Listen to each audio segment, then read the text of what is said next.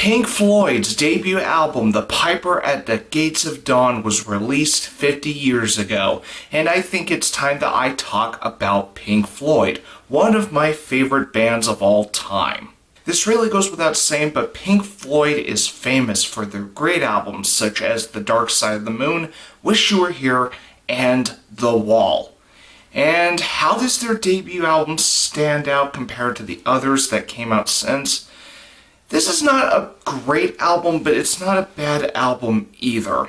There are only two ways that I can see someone approaching this record, and that is if someone loved Wish You Were Here, not just the album, but the titular song as well, and if anyone's curious to how Pink Floyd started.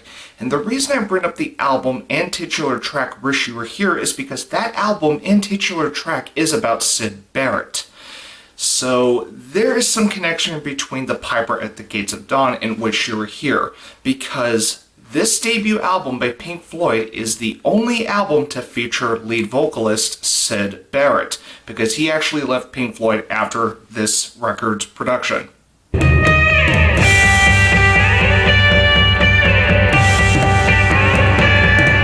Astronomy Domine is iconic in retrospect, considering this is the track that starts off Pink Floyd's discography.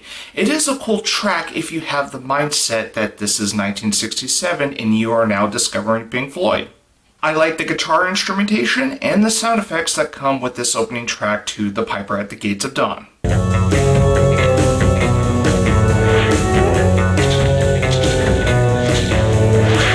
I don't know about you, but I actually enjoy Lucifer Sam for being consistent in sound with the opening track that preceded Lucifer Sam. And it's actually catchy for some people. There was a king who ruled the land. His majesty was in command. Matilda Mother is where, in my opinion, I think The Piper at the Gates of Dawn starts losing its momentum. The song is decent, but I'm not a big fan of it. Alone in the clouds all blue, lying on an eiderdown. I do enjoy Flaming to some degree, but I could have done without some of the background musical instrumentation that I felt was unnecessary for this track.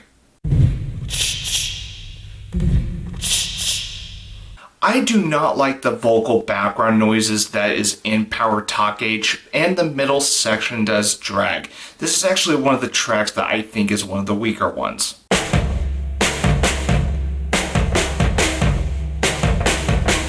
Take Up Thy Stethoscope and Walk is another decent track in Pink Floyd's debut record.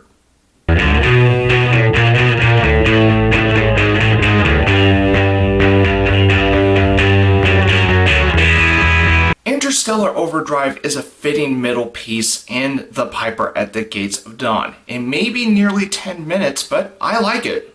And I also like the guitar instrumentation throughout the entire track. For movement is accomplished in 6 stages.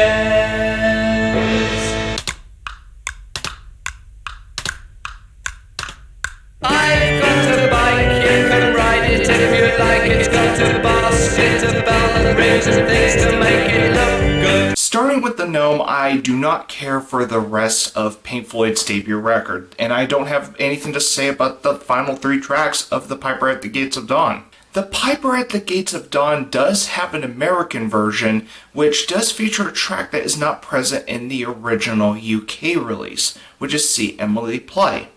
It's an enjoyable track. It's not really a strong favorite of mine, but for those that are diehard Pink Floyd fans, should find some enjoyment in See Emily Play. There are 2 ways that I can recommend anyone purchasing Pink Floyd's debut record, The Piper at the Gates of Dawn.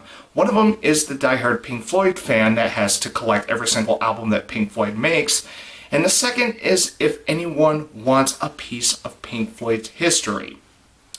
The other half has to do with anyone that is not too familiar with Pink Floyd.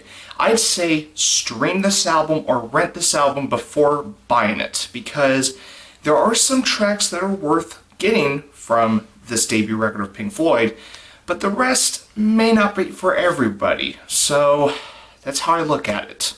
Like I said, The Piper at the Gates of Dawn is not a bad Pink Floyd album. It's not a great one either. It's right in the middle. And I am going to give The Piper at the Gates of Dawn a C+. If you like this review, feel free to hit the like button. And if you want to follow my channel, please feel free to hit the subscribe button. And as always, you're welcome to leave me a comment if you feel so inclined. And if you have listened to The Piper at the Gates of Dawn, what did you think of the album? Feel free to share your thoughts on The Piper at the Gates of Dawn in the comments section down below as well. And thank you for watching my review of Pink Floyd's The Piper at the Gates of Dawn. And I will see you in the next review.